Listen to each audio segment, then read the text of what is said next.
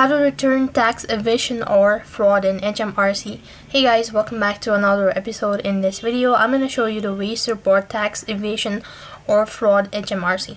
So in that case, you have to first of all make sure to watch this video till the end and follow the instruction as guided. Now HMRC provide an online form specially for reporting tax evasion or fraud. You can access these form on the HMRC website. You can look for the report someone on HMRC page or search for HMRC fraud hotline on the website to find the appropriate reporting form.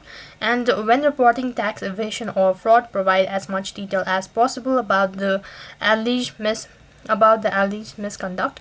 This may include information about the individuals or business involved, special tax related activities you suspect of, and any evidence or supporting documents you have. Now HMRC takes confidentiality seriously and treats all report to tax evasion or fraud confidentiality.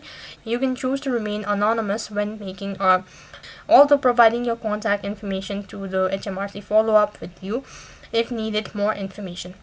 Now regardless, there are also other reporting options. You can go ahead and tap on report a problem with this page right over here, and then you could start your request. So these are some of the ways you can report tax evasion or fraud in HMRC. That is all for this video.